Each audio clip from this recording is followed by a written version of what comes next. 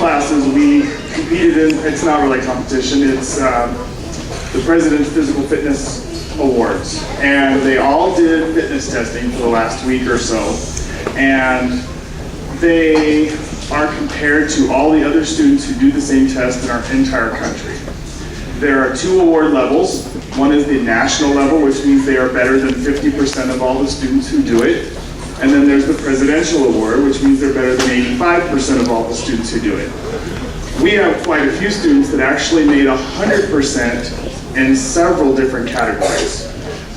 This award is really for the entire athletic. It's a whole range. And to win the award, they have to do well in every single event, not just one. And we've had some sicknesses in our school lately. A few people have missed. So there are still a few makeups out there. So there are a few kids that may win it or get it a little bit later. But tonight we have 31 national winners. And so if you'll hold your applause, I'm going to read their names. I want them to stand where they're at, and we'll give them one round of applause at the end. So we have Cadence Betts, Edward Ford, Zachary Cox, Levi Oran, Carly Tario, Ty Cox, Justin Carmona, Luca Lupus, Elise Ortega, Michael Roseman, Dylan Justice,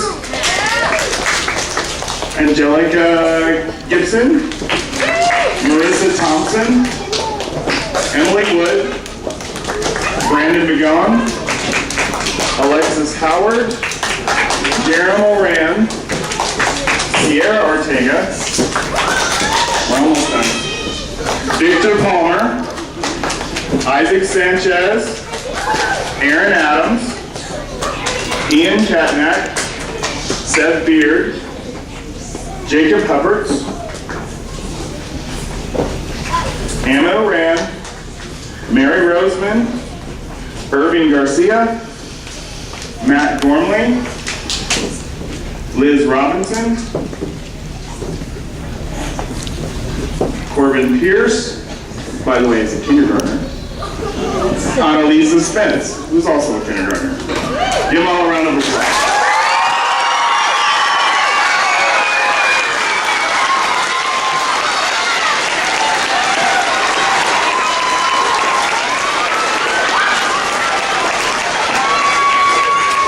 Okay, you may be seated. And then the top category, which is really, really hard to get. I remember when I was in PE classes, and maybe one kid in the school might get this award. And this has been around since 1966, so it's tried and true. We have 6. Now, I have to brag a little bit because 2 of them are mine. Claire Beard, Elena Beard, Nicole Wells,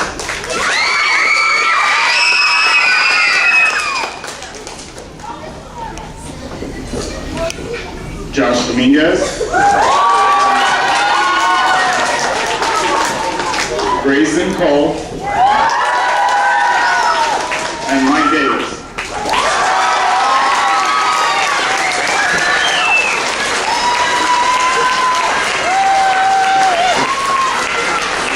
Very good. Keep up the work and don't forget to run over the summer. Thank you. Congratulations. We also have a special presentation by our 10th grade, The Rhyme of the Ancient Mariner. Will you come forward?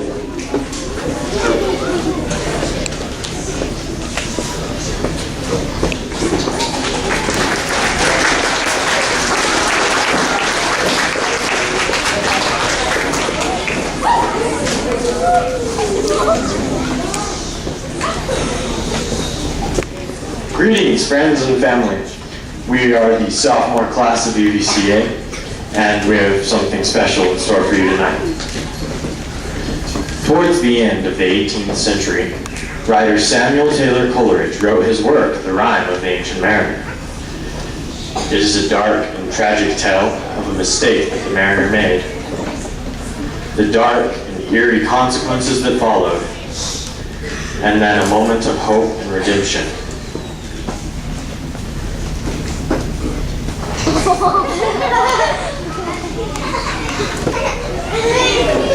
It is an ancient mariner, and he stoppest one of three. By thy long grey beard and glittering eye, wherefore stopp'st thou me? He holds him with his skinny hand. There was a ship, quoth he. Hold off, unhand me, grey-beard loon, eftsoons his hand dropped he. He holds him with his glittering eye, the wedding guest stood still, and listens like a 3 years child, the mariner hath his will. The ship was cheered, the harbor cleared, merrily did we drop, below the kirk, below the hill, below the lighthouse top. And the storm blast came, and he chased us south the sun, and he was tyrannous and strong. And amidst this orienting means, he chased us south along. And now there came both fog and mist, and it grew wondrous cold, and ice, mast high, came floating by, as green as emerald. At length did cross an albatross, through the fog it came, as if it were a Christian soul, we hailed it in God's name. It ate the food it ne'er had eat, and round it flew. The ice did split in a thunder fit, the helmsman steered us through. God save thee, ancient mariner, from fiends that plague thee thus. Why look'st thou so? With my crossbow I shot the albatross. Down dropped the breeze, the sails dropped down. 'Twas sad as sad can be, and we could speak only to break the silence of the sea. Day after day, we stuck, nor breath, nor motion, as idle as a painted ship upon a painted ocean.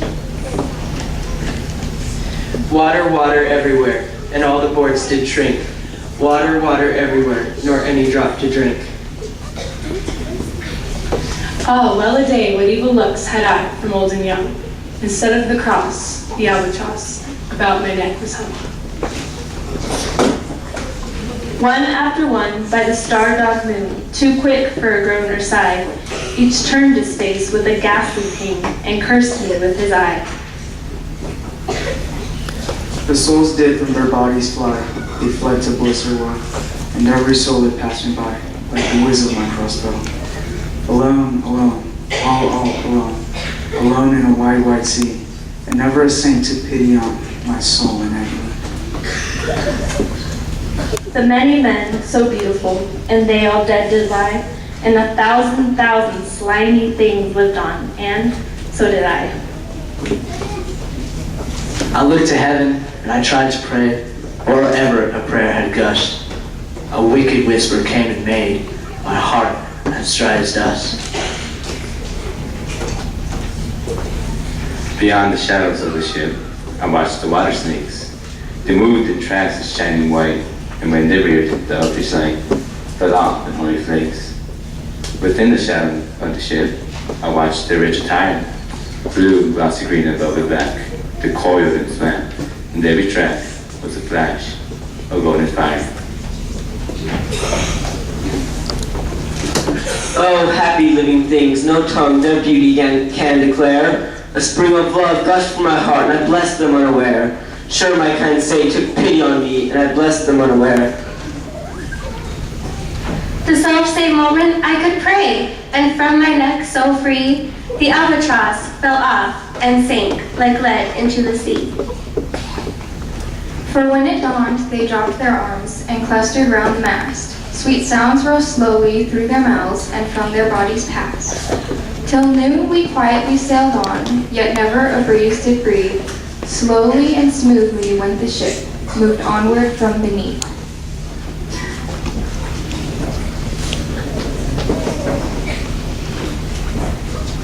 Under the keel 9 fathoms deep, from the land of mist and snow, the spirit slid, and it was he that made the ship to go.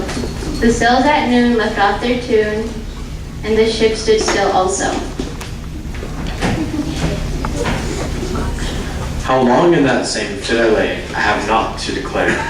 But ere my living life returned, I heard, and in my soul discerned, two voices in the air. Is it he, quoth one? Is this the man? By him who died on cross, with his cruel bow he laid full low the harmless albatross.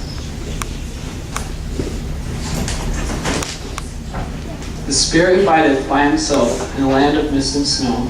He loved the bird that loved the man, who shot him with his bow.